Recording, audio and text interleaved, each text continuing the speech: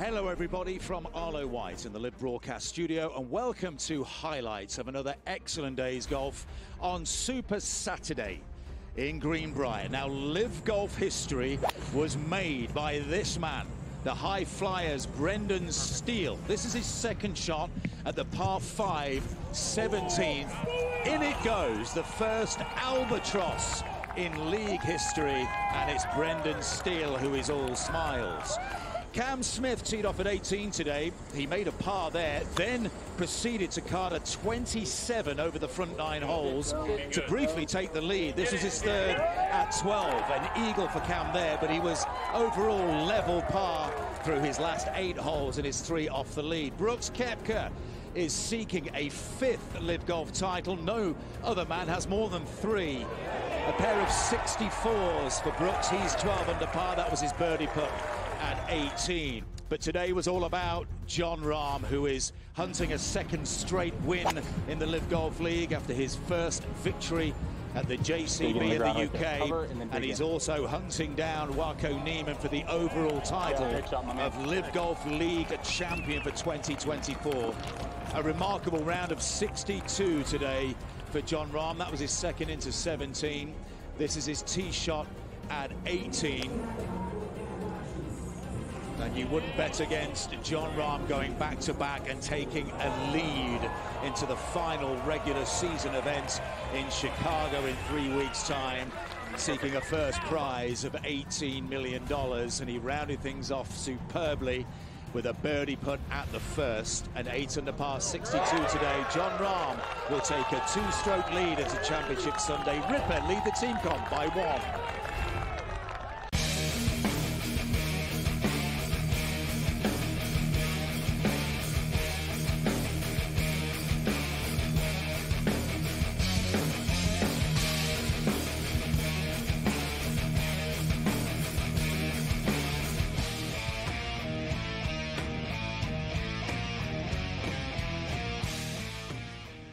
Let's roll. This is SportsRage. I am Gabriel Morency, and the pitch, the players, the hustlers, the people, the bustlers, and everybody else in between. Let's do this thing. The Twisted Tuesday has begun. The countdown continues. 4 days and counting until college football kickoff. Meanwhile, 16 days away until the start of the National Football League regular season. We've got a lot of picks, conferences, divisions, and teams to break down this evening. Tonight, we're going to talk a little Rutgers Scarlet Knight football. Rick Saratella in the house. Rick just visited with Rutgers, was at their camp. We'll talk some Rutgers football tonight. They've got a win total of 6.5 posted for this upcoming season, although they did lose a key player just today in practice. And we'll get you caught up to date with that. But let's start off on the diamond. The Seattle Mariners and the Los Angeles Dodgers once again going head-to-head. The Dodgers won last night. The game went under the number. I'm not sure that this game is going to be as low scoring as it was last night. Walker Buehler on the hill for the Dodgers tonight. The Dodgers are currently minus 165 favorites. This game starts in a couple of minutes. Buehler's been hit hard all year, all right? I mean, he was out, and then he came back from surgery, and he got hit. He was getting hit hard. Then he literally got hit with like a line drive, and they shut him down again. He came back again, and he got hit again, right? So, like, Walker Buehler hasn't been good, like, all year. He's given up, like, 3 runs or more, and 3 is kind of like not a bad start for him in, like, 7 of his 9 starts this year. I think it's 9 starts. So, as far as the total tonight, total right now, we see an even 9, which is kind of rare for a Mariner game, and the Dodgers do play to the under quite a bit as well, even though they got a potent team.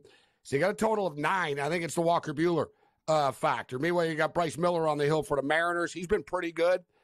He hasn't been, he's not Cy Young, but, pretty good pitcher. I still think the total's a little high here, but it's a leap of faith on Buehler. You don't know what you're going to get. Right? Like, the Dodgers are just sort of hoping that one of these starts, it just clicks for him and he starts to get going, because we know he's an awesome pitcher. But it's been a little while, man. He's had a lot of injury problems, and it is somewhat of a concern right now for the Dodgers. Normally, I'm always like, listen, if you get the Dodgers at any decent price, I don't have a problem betting them. They were a shorter favorite last night. 165 right now. I don't think it's a great price. I did bet the Dodgers, but I am a Dodger fan, right? I'm being honest about it, and we want to break it down and watch the game tonight on the show. Do I think it's the lock of the century? No, but I did pull the trigger on the Dodgers. Dodgers bat show up, and plus Seattle is just in a free fall right now. Seattle, we'll find out. Seattle can't hit anybody. Buehler can't get anybody out. Something's got to give. Right? Something's got to give. For the record, the Seattle Mariners are the number one team in Major League Baseball for no runs in the first inning. Just for the record, for those of you like to play the run in the first inning plays. Yankees and Guardians. I almost wish we had George Kurtz on tonight once again, but we don't because we're locked and loaded. The Raging Redhead Cam Stewart continues to be off, but we've got Andrew McKinnis in the house, Rick Saratella throwing it down with us, and Sean Higgs. So we've got a full house here tonight. And we've got a tie baseball game in extra innings. Big out for the Bronx Bombers right now. 3-3 against the Guardians. Cleveland bunted in extra innings. I like it. You don't see that often. And if you're going to do it, like the Yankees were completely caught off guard. The ball stayed in bounds and in play. And they ended up getting first and third out of it. Now they got second and third with one out. And now the bases are loaded right now. So the Guardians could break this game open in extra innings. We'll keep our eye on this. A lot of football talk tonight. We're 4 days away from the start of the college football season. NFL football rapidly approaching. We've got a lot of stuff to break down and teams to break down. We talked about the Heisman a little bit last night. Tom Brady gave his top 5 quarterbacks who he thinks the top 5 current quarterbacks are in the National Football League. We'll go over that and a lot of quarterback talk tonight. College football set to begin.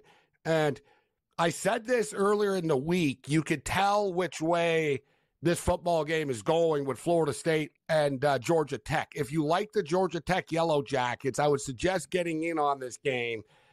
It really is. There's a big divide here. There's a lot of big money coming in on the Yellow Jackets, and the public and the media are going to be taking Florida State here. We think Georgia Tech are actually live in this football game. The ACC, very interesting conference this year. We'll get you the updated odds. Big Ten football. Big Ten football is nearly here. And I got to say, and I don't say this because I'm a Michigan Wolverine fan, but it's kind of the number, the years and the facts speak for themselves. But the Michigan Wolverines are like the most disrespected national champion in recent memory. They are the lowest ranked national champion, defending national champion since 2011. And I find it pretty funny because I read a lot of previews of pretty credible places. I was at CBSSports.com, ESPN.com, and, the networks that broadcast college football. But I'm starting to think a lot of the people that write their articles don't actually watch college football. All you hear about the Michigan Wolverines is, if you read previews, they lost 15 guys to the National Football League. Harbaugh's not there anymore.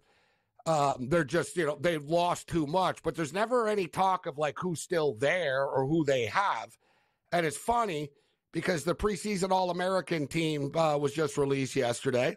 And the Michigan Wolverines have 3 players on it, which is funny because I thought everybody left. I didn't think they had anybody that was good left. For the record, Ohio State have 4 players on the All-American team right now. One more than the Michigan Wolverines. But I think the Michigan Wolverines are being greatly disrespected. We've got a great clip a little bit later on for you of Lane Kiffin at a press conference. And say what you will about Lane Kiffin, and people say a lot of things about Lane Kiffin. It's never not entertaining, at least, right? And with that being stated, there's a hell of a lot of pressure on Ole Miss right now to actually win football games and make the playoffs. Ohio State have a payroll of $20 million. That's right. We're in an era right now where Ohio State are paying their players $20 million, and Oklahoma State's got a QR code on the back of their helmet so you can donate money to them. And I'm starting to realize, too, it's like, so you want fans to donate money to a university that's making hundreds of millions of dollars. What's wrong with this picture? Like, seriously, like, can I order some chicken tenders and some wings, too, at the same time? Then maybe I'll do it. Like, with the same swipe, can I get a bet in? Seriously, they got a freaking QR code on the back of their helmet to donate money to their NIL program. Imagine trying to explain this to Woody Hayes or Bo Schembechler. Well, coach, they'd be like, what the hell is that on the back of our helmet? What the hell? Like, what? And I don't want to ever hear anything like that. These helmets are prestigious and they care about the sanctimonious, like, oh, this logo. Don't step on our logo. Don't give us the horns. Now, you got freaking QR codes on the back of your helmets now, right? I'll give them credit, actually. I didn't think they were that smart at Oklahoma State, to be honest. Seriously, we'll give them credit for this. Because college football really is just a cash register anyways. So, hey, they're ahead of the curve. You figure like Duke would have come up with this first, or Cal, one of the smart schools. But no, Oklahoma State sees the greed. I got to tell you, it really is kind of a brilliant idea. Hey, Coach, how about we put a QR code on our helmet? People go donate money through the TV screen.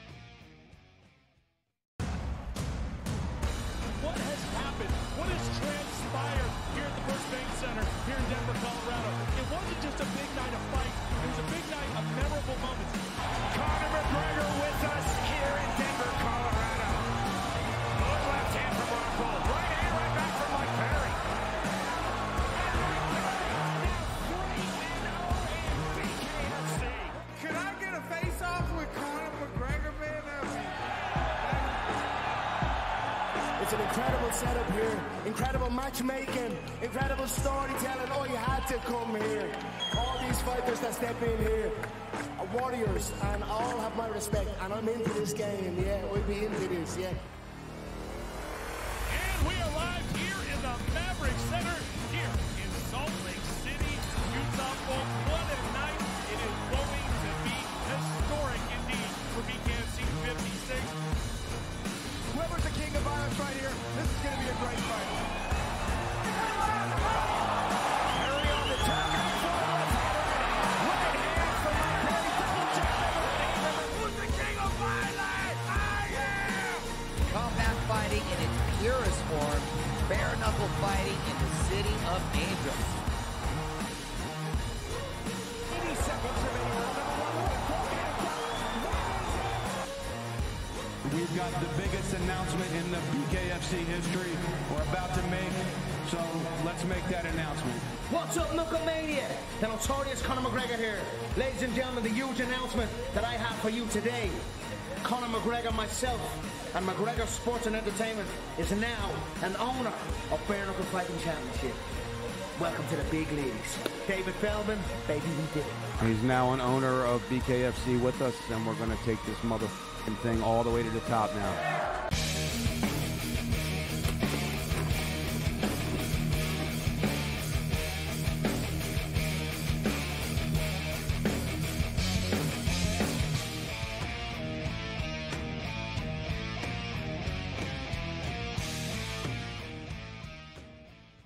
We've been talking a lot of baseball futures lately as far as the American League divisions, who's going to get to the World Series.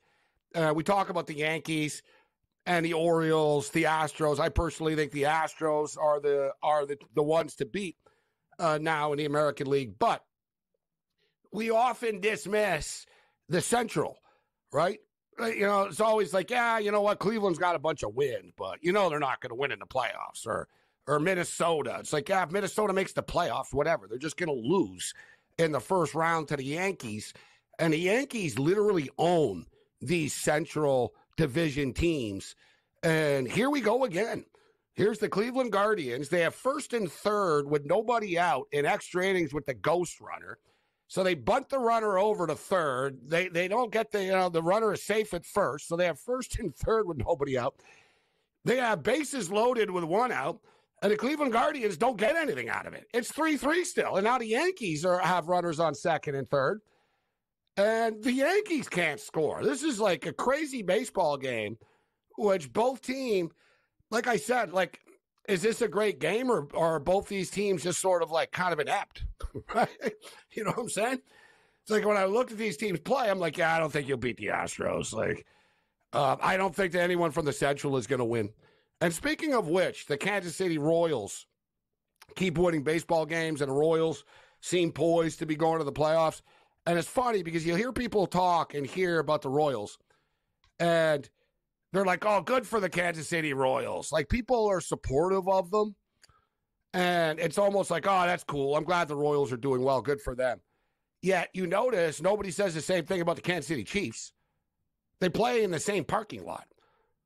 Like, it's the same city. It's the same fan base. So I don't really understand why people like the Royals story but hate the Chiefs.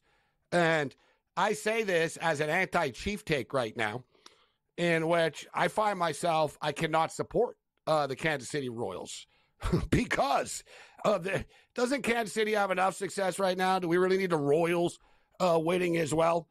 Think about how arrogant the Chief fan is right now already. Do we really need them to be winning baseball championships now too?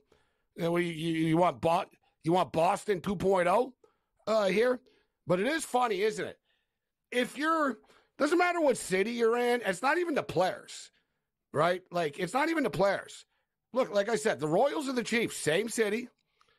The Chiefs are annoying because they win all the time. The Royals are like, oh, what a great story, because they're the perceived underdogs, even though they have won recently. Yet it's the same city, it's the same fan base. Yet I'm always contingent of this, right? You know, I've always had a soft spot in my heart for the Cleveland Browns, except, same with the Bengals, except I always just remind myself, same with like the Columbus Blue Jackets.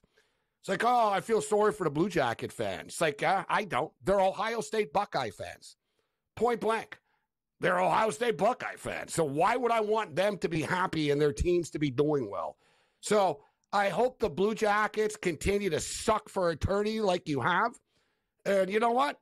Screw the Kansas City Royal and their story. Let's bring in Andrew McInnes right now. What's going on, McInnes?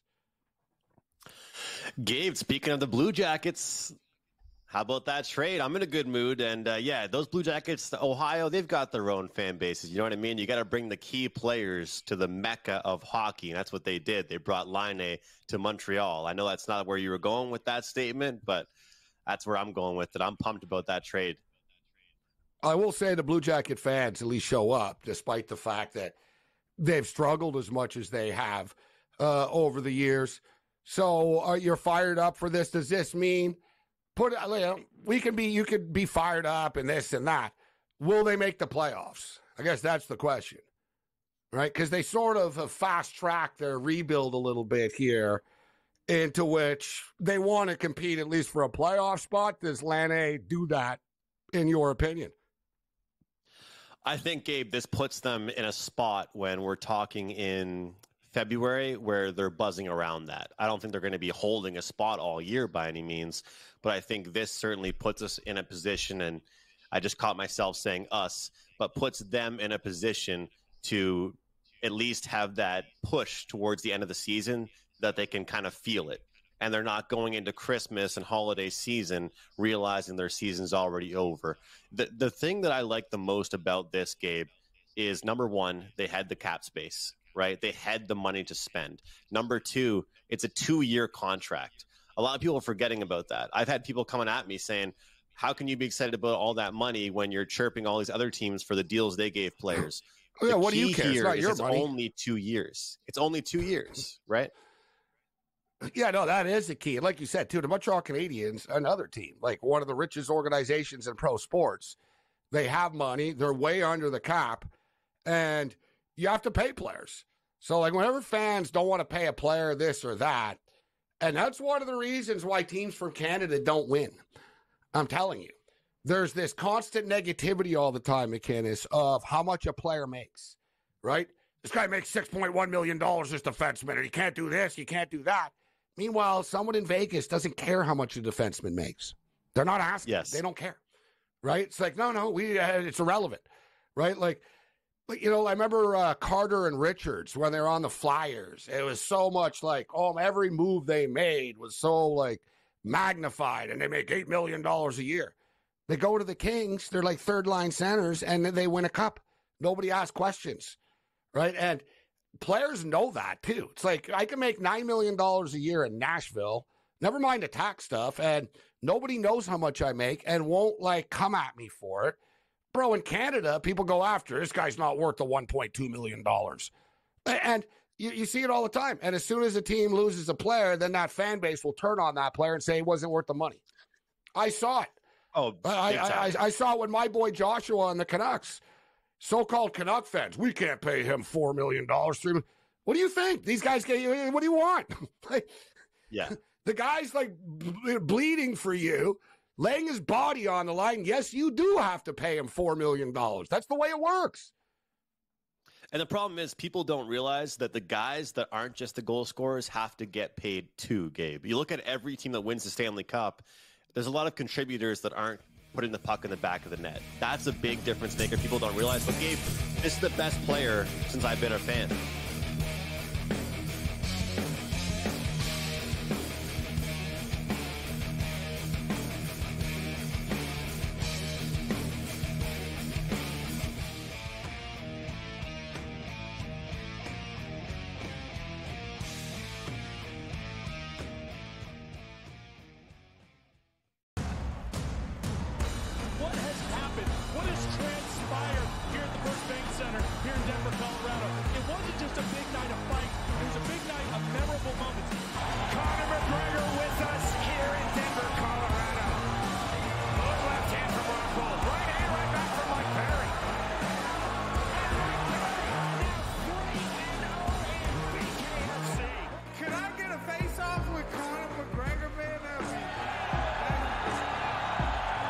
It's an incredible setup here, incredible matchmaking, incredible storytelling. Oh, you had to come here. All these fighters that step in here are warriors, and all have my respect. And I'm into this game, yeah. We'll be into this, yeah. And we are live here in the Maverick Center, here in Salt Lake City, Utah. Folks, what a night. It is going to be historic indeed for BKFC 56. Whoever's the king of violence right here, this is going to be a great fight. Carry on the top. Right hand from my boy, double jab. Who's the king of violence? I am! Combat fighting in its purest form, bare knuckle fighting in the city of angels. 80 seconds remaining. We've got the biggest announcement in the BKFC history we're about to make, so let's make that announcement. What's up, Knucklemania? The notorious Conor McGregor here. Ladies and gentlemen, the huge announcement that I have for you today. Conor McGregor, myself, and McGregor Sports and Entertainment is now an owner of Bare Knuckle Fighting Championship. Welcome to the big leagues. David Feldman, baby, we did it. He's now an owner of BKFC with us, and we're going to take this motherfucking thing all the way to the top now.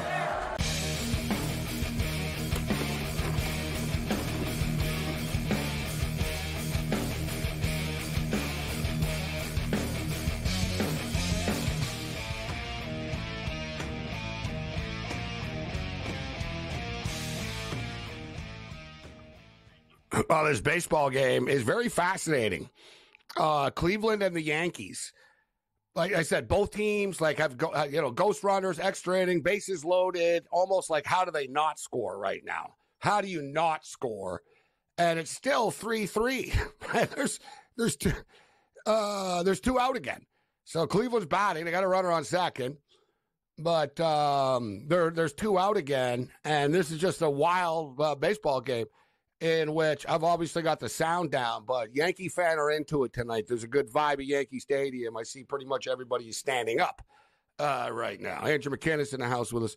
McKinnis, I don't know if you have any action on this game or the Mariners and Dodgers just getting started. We've got a couple of West Coast games going on tonight. Any late-night baseball for you?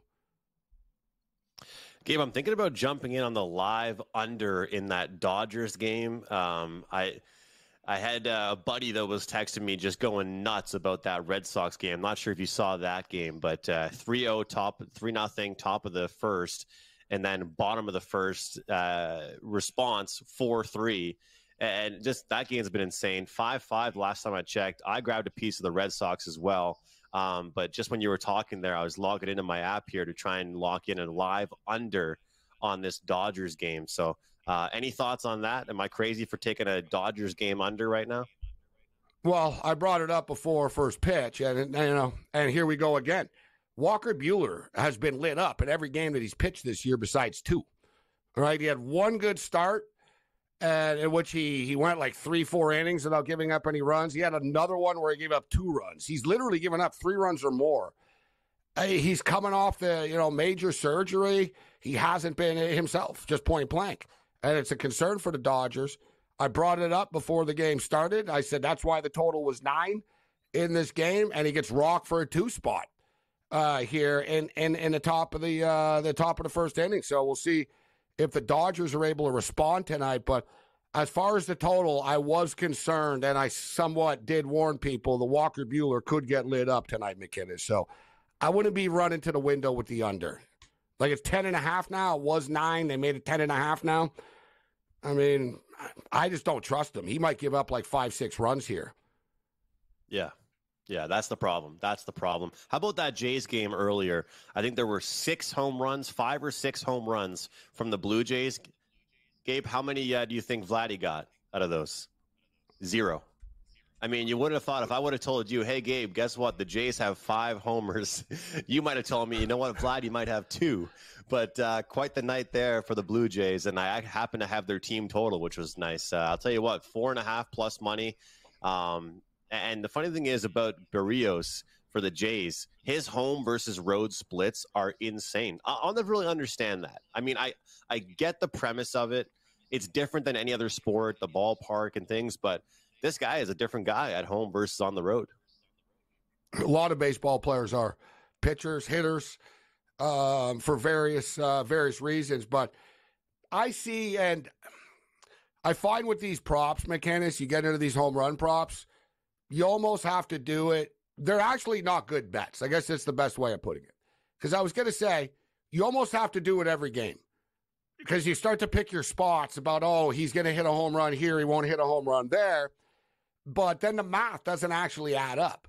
Like Ohtani's a good example. Ohtani's home run props now are like plus 190 and stuff. Plus 180, plus 190. Dude, like, he's on pace for 50. That means he's going to hit a home run, not even in every 3 games. Yet you're getting an odds like he's going to hit a home run in less than 1 every 2 games. You know what I'm saying?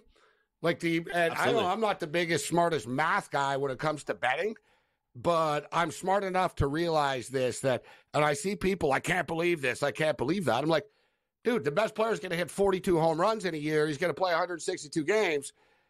The math doesn't add up. Like, so I just don't like it. And I find if you're going to do it, put it this way, I prefer the strikeout prop than the home run prop. There's more of there's not a random variable to it, right? In the baseball, there's a random variable to it. Players get hot or not, but I'm not a massive fan of the home run prop, to be honest with you. I'm not a fan of it either, Gabe. I'm also not a fan of the betting social medias, mentioning all these guys that have hit these home run parlays because it puts a bad imprint in people's brains that it's possible to hit these 20-leggers for $1 million. Because the best thing you should be doing is betting the bases or strikeout props. When you've got Ohtani playing how he's playing and you can't make money off it because you're too worried about betting a plus 175 homer prop, I don't feel bad for anybody doing that. McKinnis throwing it down.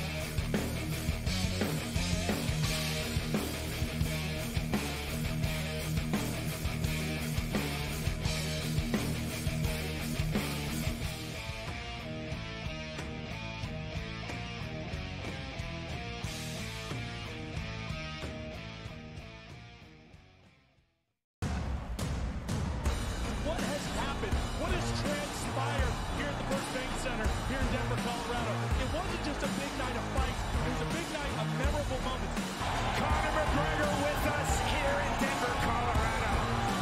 Good left hand from Ron Paul. Right hand, right back from Mike Perry.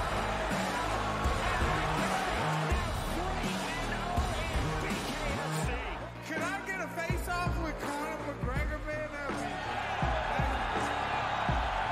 It's an incredible setup here, incredible matchmaking, incredible storytelling. Oh, you had to come here. All these fighters that step in here are warriors, and all have my respect. And I'm into this game, yeah. We'll be into this, yeah. And we are live here in the Maverick Center here in Salt Lake City, Utah, folks. What a night. It is going to be historic indeed for BKFC 56. Whoever's the king of violence right here, this is going to be a great fight.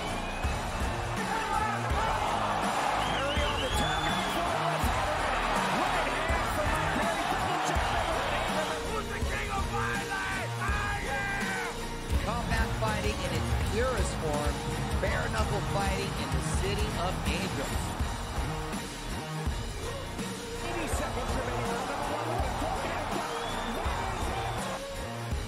We've got the biggest announcement in the BKFC history we're about to make, so let's make that announcement. What's up, Knucklemania?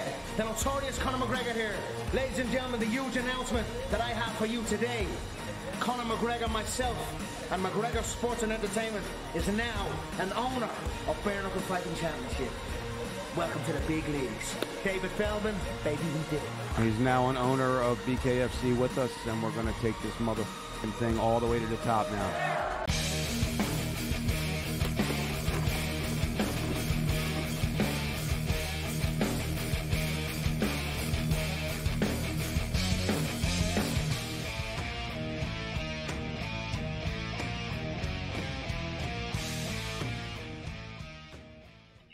Well, I was about to say, I think we might have a game, set, match here. I thought the ball might have been out of the park, but caught at the wall.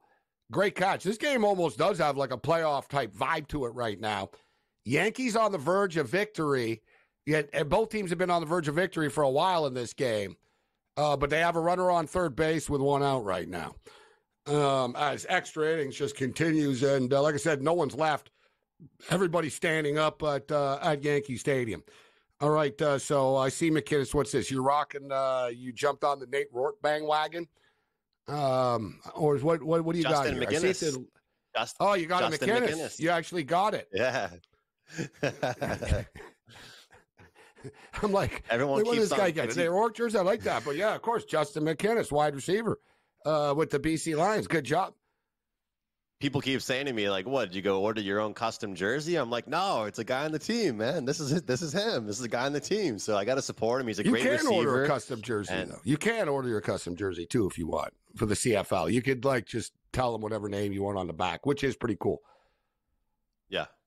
You can do it for NHL, too, I believe. But, Gabe, I like the Lions this week, man. So I figured I'd come on. And I don't have that much CFL apparel. I think I have, like, 3 teams. But, hey, I decided to toss it on.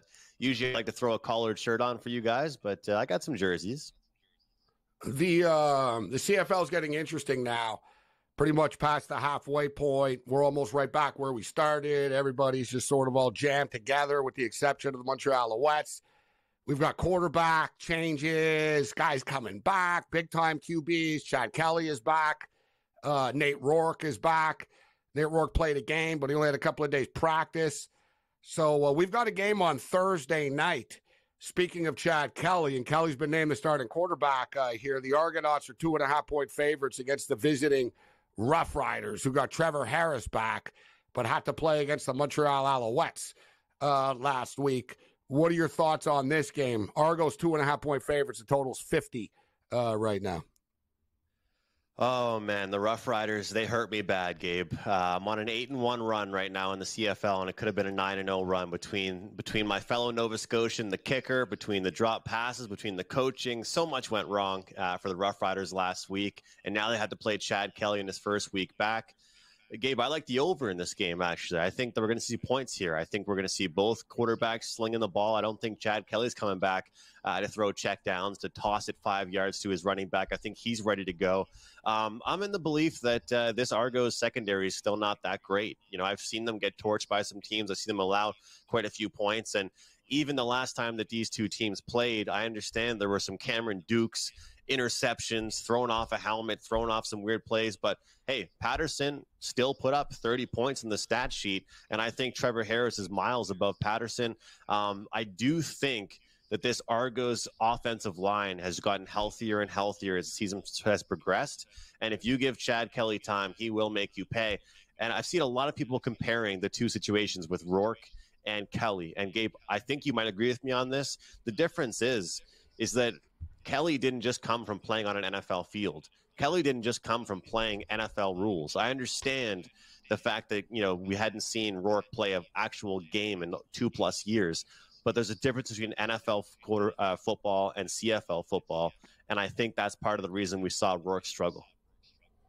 You know, I'll almost disagree in a sense, though, that Rourke hadn't played a full game in a long time. It was very difficult. He'd been playing in spurts, always playing with backups in practice, 4 different teams in the last 6 months or 8 months or whatever, etc. And he got thrust into it. In hindsight, I think the Lions got too crazy, but it was a sign of desperation to start him. And they cut everybody else, right? I almost would have said, all right, we're not going to start him. Let's ease him into the game and just sort of see what happens. And now I wonder about Kelly as well. Like, he hasn't been around the team that much. So now you got Kelly here. It's sort of short notice. But like you said, there's going to be that jacked up factor. And, you know, he's going to provide an energy for the football team. But I wonder if he's going to be in a rhythm, McKinnis, like his first start in a long time. First start in over a year and a half type thing. I wanted to be on the Riders, Gabe, and I think sometimes you look at these numbers, right? And I know this might sound funny, but when people say a line is fishy, usually you're kind of tended to go towards that fishy side. And to me, I thought that the Argos, especially at home, should have been 2.5, 3, maybe even more in this range, you know, with Kelly being back, with their O-line getting healthier, with how they've played at home versus the road. And Saskatchewan just announced Ouellette is out again, even though Hickson has been good. That's kind of what I find kind of weird, though. Everything you just said, I agree with as far as the Chad Kelly stuff. But why are they only the short favorites that they are? That's what kind of makes me kind of question things. I'm a believer in this Saskatchewan team. Don't get me wrong. The East doesn't get respect. Look at Ottawa. Like, same thing. Ottawa's a 6-2-1 football team. BC's lost 5 in a row. BC are favorites. Right, we kind of see this over and over. I think that one's now. Respect, though. I think that one's respect. I mean, the only 1-point dogs against BC. Dude, Ottawa's a better football team. Ottawa's been like a 1-point home dog all year. Like 1 point favorite, 1 point this. Yeah, they have the 3rd best record in the league. Right? People just don't believe in them. And the odds makers don't believe in them. And to be honest with you, they kind of set their numbers like before the year starts, and they just sort of ride them out, right? It's not like they're getting killed in the CFL, like as far as action are concerned. So they set their numbers. It is what it is. Just for the record, I jumped in on the Guardians, guys. We're in the 12th inning right now. This game's going on and on and on and on. The Yankees have had all kinds of opportunities to win. They haven't. I get the feeling the Guardians, someone has to score. So I figured, we're in the 12th right now. Guardians have to score in this inning. So I jumped in on the Guardians at minus 115. But, you know, McKinnon, and I brought this up before, I can't ever recall a year where home field has meant as much as it has this year in the CFL either. And like I said, in past years, the East teams would never win in the West, and the West could win in the East. It was kind of like 50-50. Now, it's just dominance across the board, McKinnon, with pretty much everybody. Montreal's 4-1 at home. Ottawa's 4-0 at home with a tie. The Argonauts are 4-1 at home, despite the fact they don't have like a rabid fan base, right? Like the stadium is half full only, yet it's hard to win there. Just point blank. It's hard to win on the road in the CFL. And let's not forget, the travel is significant in the CFL. Saskatchewan to Toronto is a significant road trip. And look at the Rough Riders, McKinnis, 3-2 at home, 2-2 with that tie on the road. Rough Riders are not a great road team. I think the Argos are the play. I'll bite the bullet with Chad Kelly and hope that he plays well enough for them to win. Well, I think at this line you have to get in on it. Really, you do. Because Gabe, one thing about the CFL, and you talk about it, all the games all week on your show, is that the line changes all the time until game day. Like, people, if you like getting middles and you follow a league closely, there's been so many middle opportunities in the CFL this year. But pretty much what I do, Gabe, is on Monday or Tuesday, I find a few bets that I do like. And there's some games that I think, you know what, that number is going to move. I'll make my play based on how that line moves. And at this point with the Argos, you're completely right. The only move to make here would be Argos. I do like the over, as I mentioned to you, but I think the line gets bigger in favor of the Argos. I really do. We should note, there's the Guardians. Just put a run on the board, as I hoped. So 4-3 Guardians right now, and they have a runner on second base. There was a double with nobody out. I said BC 2. It's actually currently 1 right now, so that number has come down. BC -1. Total is 50. I would expect Nate Rourke to be much better this week. The BC line offense has been putrid for about a month now. This is the line in the sand game for them. But losing 5 in a row is it's just next level. You've won from 5-1 to 5-5. It's time to stop the bleeding.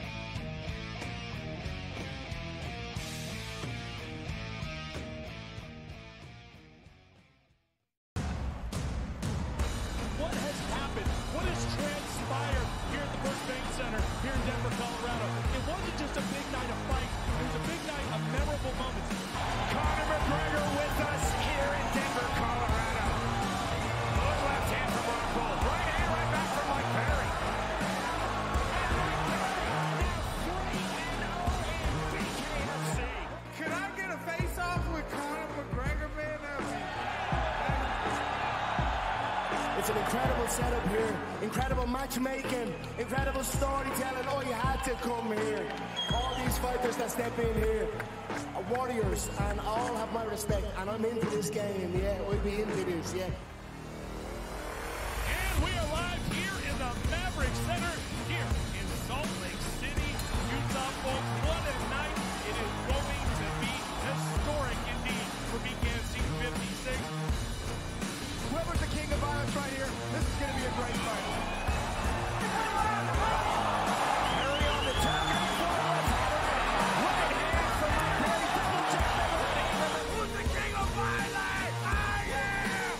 Combat fighting in its purest form.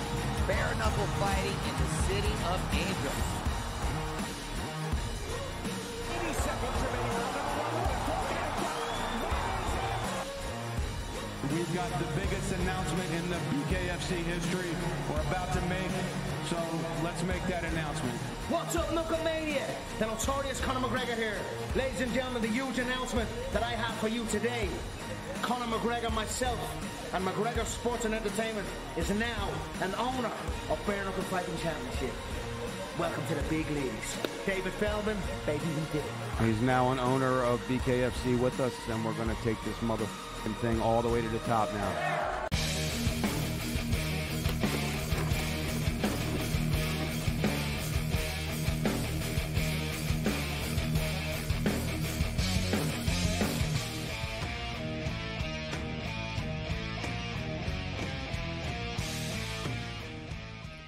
Four, 3 Guardians, first and third, nobody out right now. So we'll see if they can put up a bunch of runs. And who knows, man, the way this game is going, it wouldn't surprise me if the Yankees tied the game. So if I was Cleveland, I'd really try to tack on some more here. They just got another one. They believe they just got another one. I don't know what's going on. I'm watching here. your Dodgers right now, and you're watching the Guardians, Gabe. This is a little bit of a reverse here. I jumped in on the Guardians. That's why. I don't know if I think the Yankees here, I don't know if they thought he didn't touch the base or I don't know what the hell just happened here. But I thought the runner scored on Cleveland. He didn't, though. 4-3 right now, but he only got one out of it. All right, so McKinnis with us. I want to get some NFL football, too. Green Bay Packers and more. Our boy Paul Bovey was with us last week talking about Jordan Love being the MVP potentially of the National Football League this year. I think it's in the 14-1 range, but I do think BC are going to win the game, McKinnis. I bet Ottawa over 6.5 this year. They're already at 6. So that was one of my better bets this year to CFL. I'm going to lose my BC over 11.5, which is frustrating for a team that was 5-1 last month. But this is like an absolutely positively, they need to win this game, the BC Lions. They're hosting the Grey Cup. It's getting to the point right now where they might not even host a damn playoff game. You know what I'm saying? And they need the revenue. Like, it matters. They'd sell a bunch of tickets. Like, it's not that bad yet, and I know they're going to turn it around, but there's no guarantees in this league. This is a big game for them. And Edmonton have won 3 in a row right now, going into Montreal, but betting against the Montreal Alouettes is not a smart thing to do. They're 17-1 straight up in their last 18 games, and they're like 15-2-1 against the spread. So it doesn't matter who the quarterback is. It doesn't matter who's hurt. Doesn't matter who's in. Doesn't matter who's out. They just win, and they generally cover when they do. And they lose Philpott for 6 weeks, McKinnis, but then they get Austin Mack back this week. And unlike the quarterback, I think the wide receiver can just step on the field and start making plays for them. For what it's worth, Gabe, I'm still going to die on the hill, even though it's a 9-man league. The Red Blacks, I've got to go back to that, have had an easy schedule. Back-to-back games against the Elks. They played the Bombers when they hadn't won a game yet. They played at Calgary in a weird situation. That team, I think, you talked about their win total. If we go back to a win total, they're clearly overachieving. So we'll see. I could be dead wrong. We'll see about that one. The Elks versus Alouettes, to me, it was at 7.5. Now it's 6.5. So you want to talk about key numbers. I mean, look, if you didn't get the 7.5 or 7, you better switch your bet now and probably be on Montreal because that ship has sailed. Montreal's going to win by a touchdown. I think the 7 and a hook was going to be crucial. Well, I shouldn't say that. I think the Elks have a chance to hang around. I don't think they win the game by any means. I know this sounds crazy, but this is one of my more bold takes of the week. I think this one goes under. And it's crazy to say for a Montreal home game, for an Edmonton Elks defense. I think we see both teams run the ball, manage the ball very well. And I'll tell you what, I'll skip ahead a little bit. The Ticats are going to cover this week. You know, I don't think that's crazy. I don't mind betting on teams off of rock bottom performances, right? And that was a rock bottom performance for them. And also the Bombers could come in, coming off the big win against BC, thinking, all right, this is going to be a layup against Hamilton tonight. Although I don't really think anybody in the CFL thinks anything's ever going to be a layup. Everybody knows you can lose any game in this league. But I like the over of that game. Like the Hamilton-Winnipeg game, there's going to be points. Hamilton can't stop anybody point blank, right? But Winnipeg's offense isn't amazing. So I do think Hamilton can hang around McKinnis just because they're getting so many points in this game, and they were absolutely humiliated last week, but they are a bad football team. Let's call it out for what it is. Oh, they are a bad football team. And what I find so funny, Gabe, about the CFL is that you find yourself one week presenting, whether you're on a video or writing, whatever, and you're bashing a team because you're planning to bet against them. And then the next week you're trying to find good things to say about them because you're betting on them. It's only a 9-man league. You're going to find yourself betting on and against different teams every single week. But when it comes down to it, as the old classic saying goes, we're betting on numbers here. And the fact of the matter is the Winnipeg Blue Bombers, Gabe, speaking of numbers, 1-9 over under. That's their number. And you know what correlates with unders? Underdogs. And you're going to give me 9.5 points with an underdog versus a team that plays in a lot of low-scoring games. I think those two go together pretty well. Andrew McKinnis, Wager Talk, kicking with us. The Guardians have scored their 5th run now, so it's 5-3 in this game. So NFL regular season is rapidly approaching, 16 days away. MVP odds. Patrick Mahomes is plus 500. And, Mahomes could be really poised, guys, to put up some big numbers this year because he's going to have more weapons than he's normally had in past years. So they have, he has an arsenal to throw the football to now, Mahomes.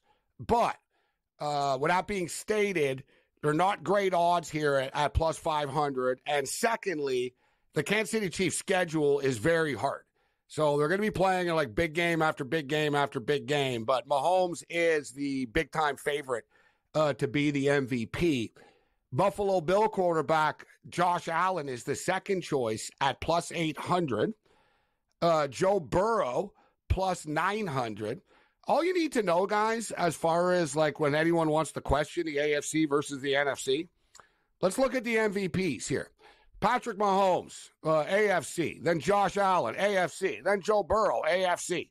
C.J. Stroud, AFC. Lamar Jackson, AFC. Then we get to Jordan Love, who I think the Green Bay Packers are poised to have another big season this year and carry over how they ended last year. The Packers going to play in a lot of high-profile games, including the first Friday night game of the year in Brazil. And I think the Packers, as we saw, we know Matt LaFleur wants to throw the football, right? They've got a young arsenal of wide receivers. They got a great chemistry going with Jordan Love right now. Jordan Love is going to put numbers up. And the Green Bay Packers can win football games. Now, I think the Lions are good, but we'll hit this on the other side and see if McKinnis is taking his boy.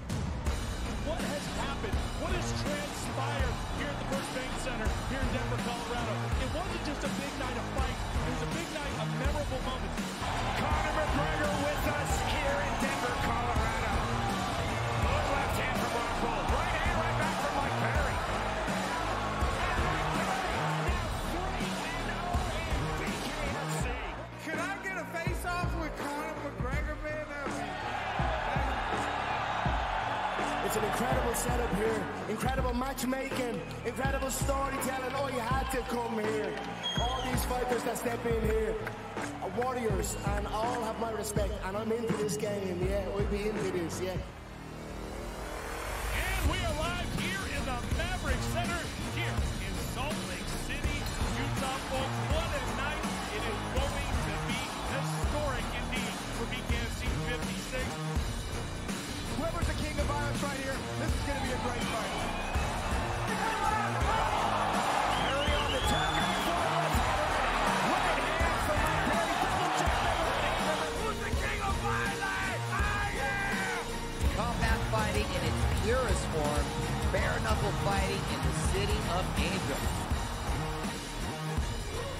80 seconds remaining on number one. We've got the biggest announcement in the BKFC history we're about to make, so let's make that announcement. What's up, Knucklemania? The notorious Conor McGregor here. Ladies and gentlemen, the huge announcement that I have for you today. Conor McGregor, myself, and McGregor Sports and Entertainment is now an owner of Bare Knuckle Fighting Championship.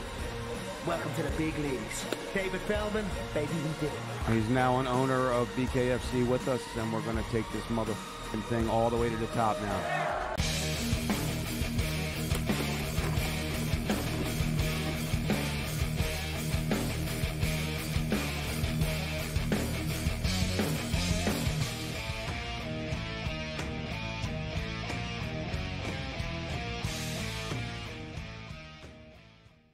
Six 6-3 Guardians, 7-3 Guardians, 8-3 Guardians. The runs are racking up right now. And Aaron Boone looks a little bit stressed and distressed in the dugout. The wheels have fallen off. Cleveland have just started to rack it up right now. There's a near miss, and like I said, the dam is finally broken in this game. That was a painful loss for people to bet. Yeah, thank you. You know what? It was sort of one of these. I wanted to jump in on Cleveland, McInnes, in like the 8th or 9th, and it was tied. And I was like, that's not smart. Like, they're going to find a way to lose this game. Just don't force it. Don't force it. And then watching them both go back and forth, going into the 12th inning, I just sort of played the math. I was like, someone's got to score. We're going into the 12th inning now. Like, this can't go on forever. And it was minus 115, so it wasn't a great odds or anything like that. But 8-3 right now. There's still only one out. So NFL MVP odds, what do you think, McInnes? Is Patrick Mahomes the MVP? Or do you think that Jordan Love at 14-1 right now can light the league up? Gabe, I love the value. I really do. And I think that you mentioned it. Going into last year, I thought they were going to be a lot more cautious, and I was betting unders at the start of the year with Packers games. I thought that we were going to see a heavy run game. I thought we were going to see more of a conservative approach. But one thing I saw that I'm sure Matt LaFleur and the offense saw as well is that Jordan Love is very mature with his decision-making. He won't throw a bomb downfield if it's not there. You know, he will make the right decision. And with that happening, he gets the responsibility, and kind of they kind of hand him the reins to have the ability to throw those big plays. They're giving him these plays where he can make, the 60, 70-yard awesome throw. And I feel like, to me, the number here I was looking at during the break with Jordan Love, he ranked number 11th in the league in interceptions. And some people might say, well, what do you think about that? Kind of where he's ranking.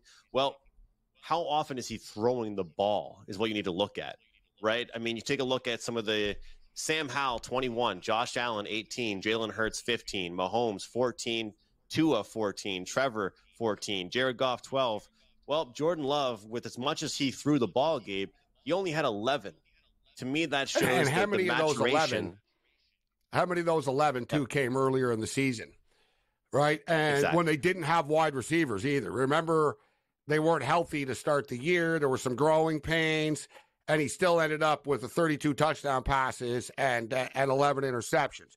You project that through a full 17 games right now. The sky's the limit.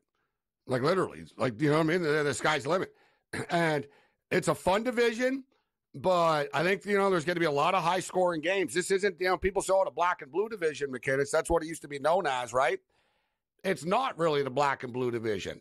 The Chicago Bears have Caleb Williams. These guys are going to be running like a new modern offense, and they're going to be putting points up on the board. It's going to be very un-Bear-like, which is almost scary for teams. To be like, the Bears can score 30 points suddenly. That's a problem. So the Bears are going to score points. The Lions are built for sort of like now, right? Their window to win a Super Bowl with the Lions is this year, next year type of deal. Like, they went all in with the team that they have right now. And the Vikings, I don't think the Vikings are going to be great. Just, their win total is 6.5. But I think the Packers are right there in the mix and potentially could go to the Super Bowl, McInnes. And in fact, I do like them opening night, Friday night in Brazil as well. Their opening game, Friday night in Brazil. I do too. And Gabe, you mentioned the injuries. You're so right about that. And you look at this Packers team, what could definitely help Jordan Love with the MVP award there is the depth that they have. And one thing they don't have, Gabe? Egos. There aren't a lot of egos at the door with that team. I think a lot of it's due to how young they are. It's a collective group of young guys. Not one guy is going to go storming to the media because he didn't get enough targets one night. He got this many targets last week, and the target share dropped off this next week. So I do like that out of him. You mentioned the division. It's going to be a battle of defenses, I think. Or, a lot of those games are going to come down to last possession wins, so to speak. I will say I do like Joe Burrow. So if I'm not going to just talk up my guy, I think Joe Burrow could actually be a consideration for this year as well for that award.